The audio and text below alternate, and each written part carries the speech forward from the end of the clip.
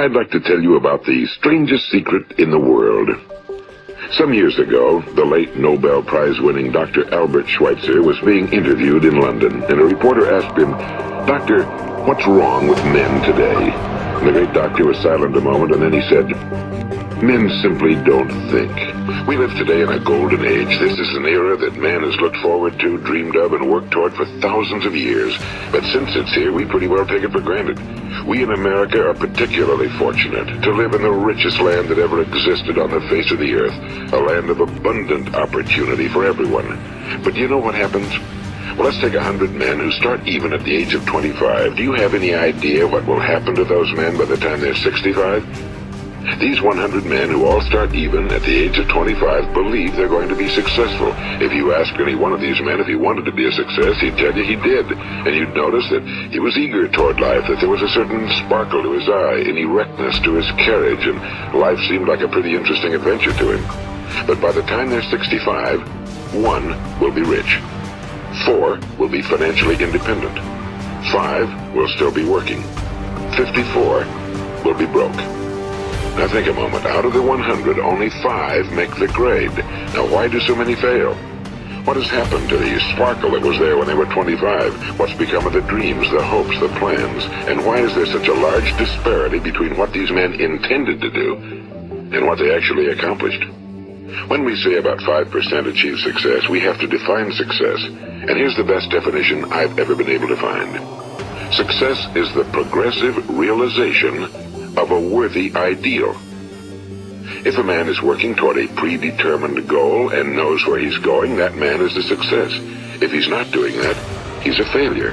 And there you have the trouble today. It's conformity, people acting like everyone else without knowing why, without knowing where they're going. Now think of it. In America right now, there are over 18 million people 65 years of age and older. And most of them are broke. They're dependent on someone else for life's necessities.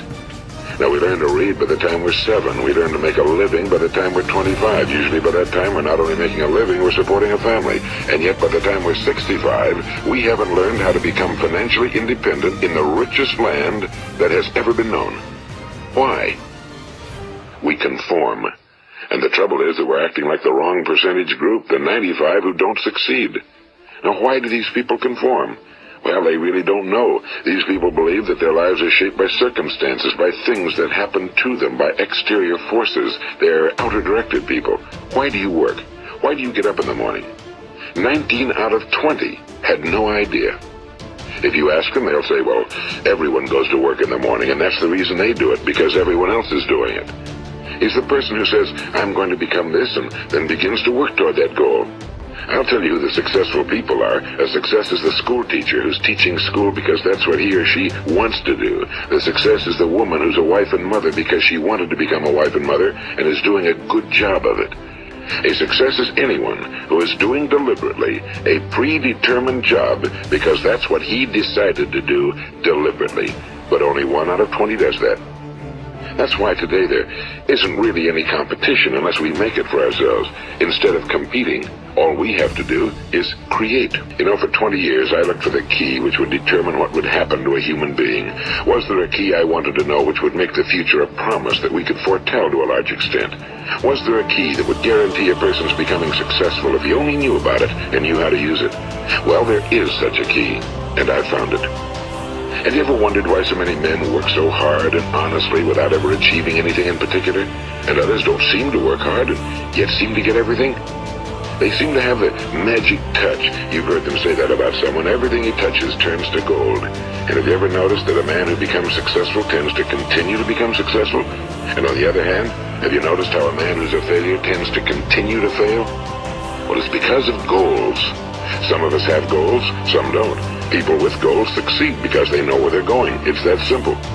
Think of a ship leaving a harbor, and think of it with the complete voyage mapped out and planned. The captain and crew know exactly where it's going and how long it'll take.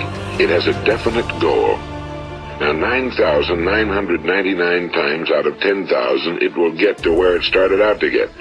Now let's take another ship, just like the first, only let's not put a crew on it or a captain at the helm. Let's give it no aiming point, no goal, no destination. We just start the engines and let it go. It will either sink or wind up on some deserted beach, a derelict. It can't go anyplace because it has no destination and no guidance, and it's the same with a human being. Take the salesman, for example.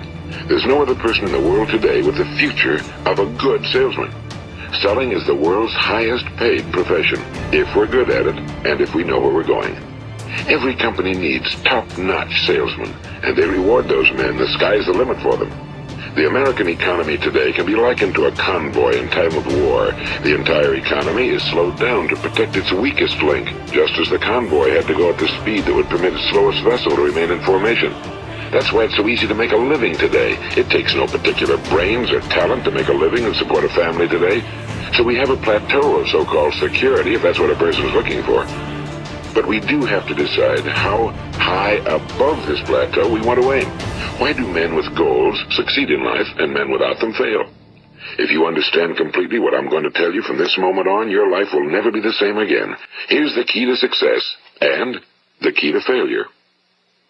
We become what we think about. Throughout all history, the great wise men and teachers, philosophers and prophets have disagreed with one another on many different things. It's only on this one point that they are in complete and unanimous agreement.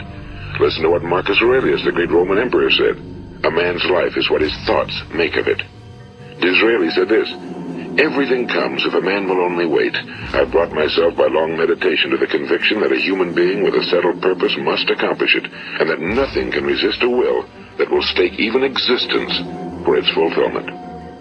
Ralph Waldo Emerson said this. A man is what he thinks about all day long. William James said, the greatest discovery of my generation is that human beings can alter their lives by altering their attitudes of mind. And he also said, we need only in cold blood act as if the thing in question were real, and it will become infallibly real by growing into such a connection with our life that it will become real. It will become so knit with habit and emotion that our interest in it will be those which characterize belief. He also said, if you only care enough for a result, you will almost certainly attain it. If you wish to be rich, you will be rich. If you wish to be learned, you will be learned. If you wish to be good, you will be good. Only you must then really wish these things and wish them exclusively, and not wish at the same time 100 other incompatible things just as strongly.